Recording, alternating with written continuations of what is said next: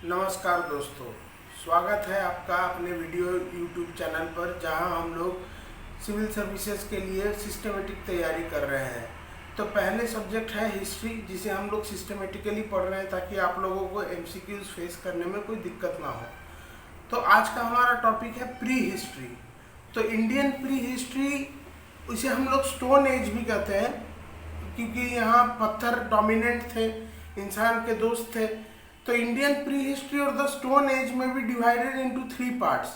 Palaeolithic age और old stone age जो है 35,000 से 9,000 बीसी, मिसोलिथिक और मिडिल स्टोन एज जो है 9,000 से 4,000 बीसी, और नियोलिथिक या न्यू स्टोन एज जो है 4,000 से 2,500 बीसी। पैलियोलिथिक एज पे आते हैं।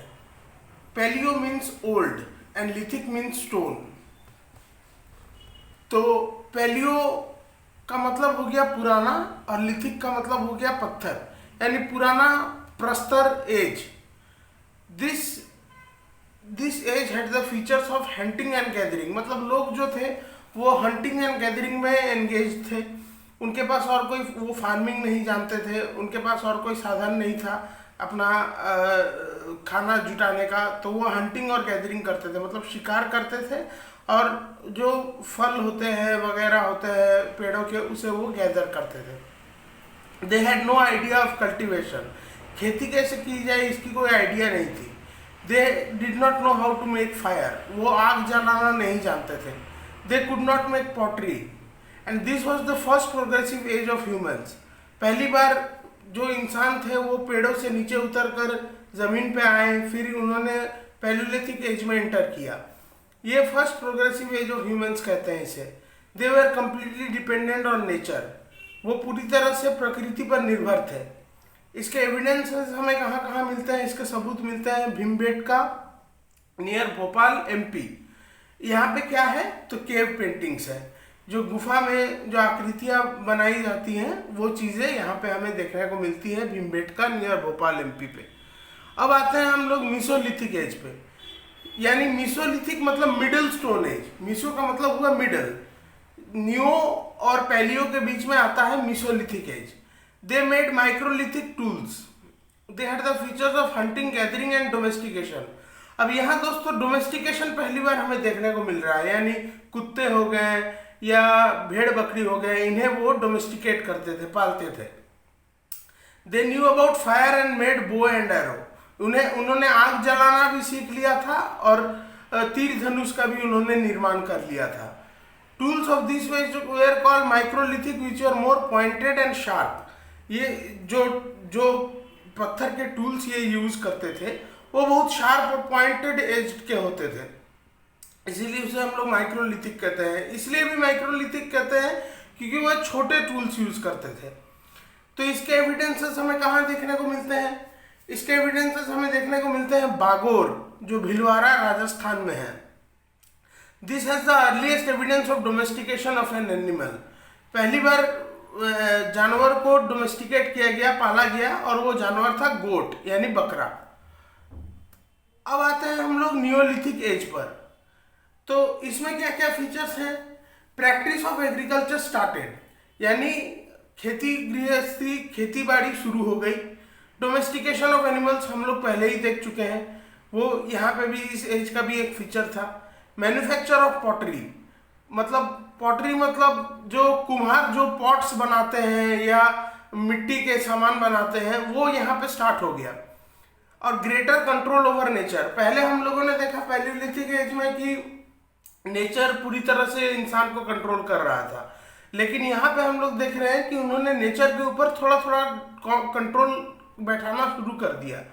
और इमरजेंस ऑफ विलेज कम्युनिटीज, धीरे धीरे क्या हुआ कि सेटलमेंट जो है वो गांव के रूप में आना शुरू हुआ, एक कम्युनिटी के रूप में आना शुरू हुआ।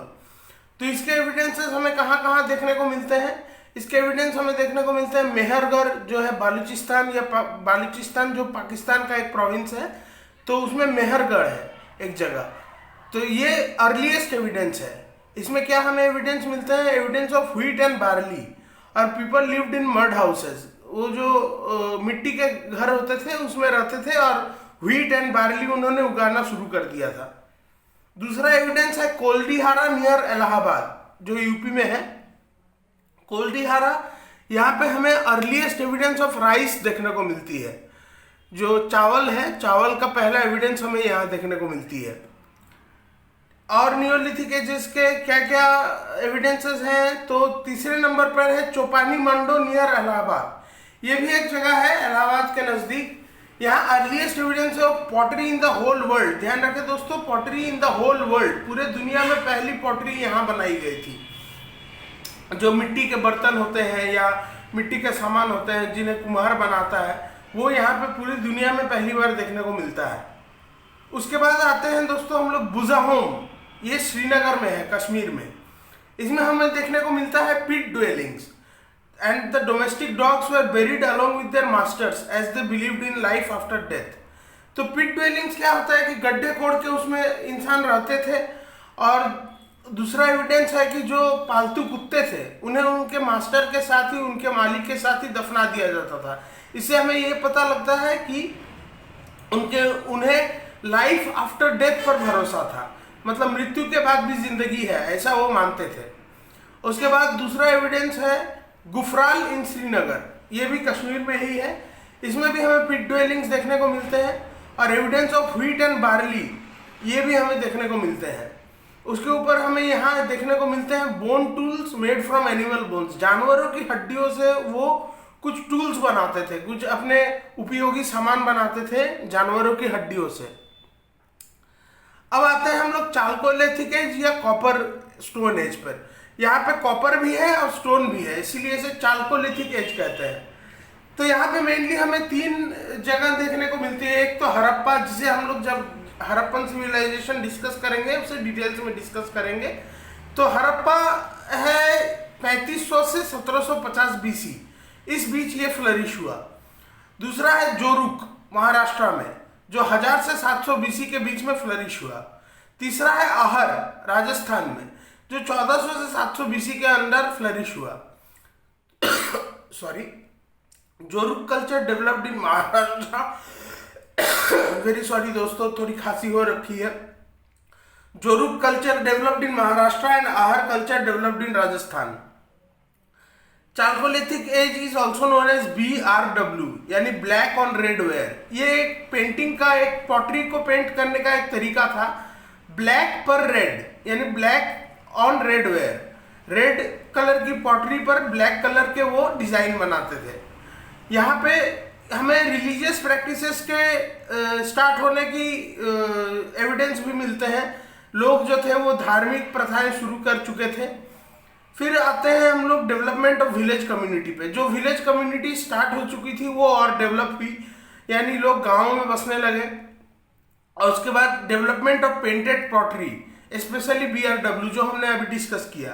पेंटेड पॉटरी, जो पॉटरी जो कुम्हार जो बनाता था उसका उन्होंने पेंट करना शुरू किया ब्लैक ऑन रेड वेयर के रूप में। And cultivation of rabi and kharif crops both started. Rabi और खरीफ जो हमारे 2 मेन क्रॉपिंग सीजन्स हैं, तो उनके दोनों के क्रॉप इन्होंने उगाने शुरू कर दिए।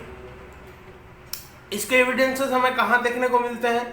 इनाम गांव पुणे, यहाँ मिलता है earliest evidence of fortification along with a मोट।